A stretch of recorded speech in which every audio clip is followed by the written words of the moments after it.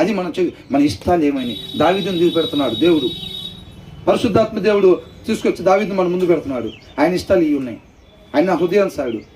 ఆయన నాతో పాటు ఖచ్చితంగా ఉంటాడు. అవునా? కాబట్టి అవి మనకు చెప్తున్నా అంటే నీ ఇష్టాలు ఎలా ఉన్నాయి, నీ ఇష్టాలు కూడా ఇలా ఉండాలని నేను ఆశపడుతున్నా. నీ ఇష్టాలు కూడా అలాగే ఉంటే మనం అందరం కలిసి యుగ యుగాలు ఉంటాం, పోగొట్టుకున్న స్థితిని పొందుకుంటాం, మేలుకరంగా ఉంటాం అని అంటున్నాడు. అర్థమవుతుందండి? విధేయతనే చూపించమన్నాడు. ఆయన కృపను బట్టి మన దగ్గరికి ఆయన మాటని ప్రతిసారి కూడా పంపిస్తున్నాడండి. అవునా? తర్వాత ఏమంటున్నాడు? నా రక్షకుడు నువ్వే అని అంటున్నాడు. And my hope is in you all day long అని అంటున్నాడు. అర్థమవుతుందండి? నా నమ్మకం నువ్వే, నా ఆశ నీ మీదనే. ఎప్పుడంట? మనలాగా రాత్రి 11 పడుకునేటప్పుడా? ఎప్పుడంట? దినమెల్లా అంటున్నాడు. అంటే ఒక రోజుకి 24 గంటలు అయితే ఆ 24 గంటల్లో ఒక్క క్షణం కూడా ఆయన వైపు కాకుండా వేరే వైపు చూడను అన్నాను. అది ఈయన భయం.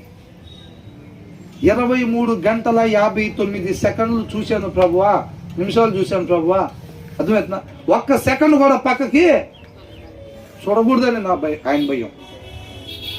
ఎస్, 15 గంటల్లో ఆయన చిత్తానుసారం జీవించా, ఎస్ ఎస్ అని అనుకోవటానికి లేదు. ఎన్ని గంటలు జీవించి ఎస్ ఎస్ అంటూ లేదు. ఒక్క క్షణం కూడా పోకూడదు నీ చిత్తం కొరకు కాకుండా నా ఇష్టం కొరకు అనేది ఆయన భయం. అర్థమవుతుందండి? కాబట్టి ఆయన ఈ మాట చెప్తాడు, దినమెల్లా అంట and my hope is in you all day long అని అంటాడు. దినం మొత్తం కూడా నా ఆశ నువ్వే, నీ చిత్తమే, నీ నామం మహిమే. ఇక నాదనేది ఏది కూడా లేదు, ఉండకూడదు అని చెప్పి ఆయన భయపడుతున్నాడు అండి. అసలు ఎప్పుడు మార్చబడతాము అట్లాగా? అవునా? బ్రదర్ వాళ్ళు పని చేస్తారు, ఏదో మిషన్లు ఉంటాయి అంటారుగా, నేను చూడలేదు ఇప్పుడు దాకా. ఆ మిషన్లో మీరు దూరితే ఒకసారి ఇటు నుంచి అటు అట్లాగ అవుతారు, అటు వచ్చేసరికి అటు అవుతారంటే దూరకూడదా? నేనైతే దూరిపోతా.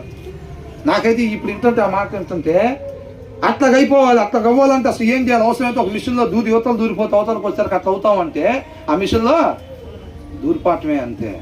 నేను ఇదివరకు అనుకునేవాడిని అండి. నాకేదో నీకు నిజంగా బలిగా గుర్తొస్తుంది.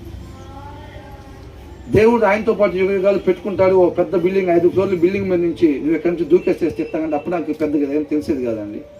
నేను అనుకునేవాడిని ఈ పెద్ద అపార్ట్మెంట్ మీద నుంచి కిందకు దూకేసేస్తే నాతో పాటు నేను పరలోకంలో ఉంచుకుంటానని దేవుడు చెప్తే ఒక్క క్షణం కూడా ఆలోచించను, నేను దూకేసేస్తాను.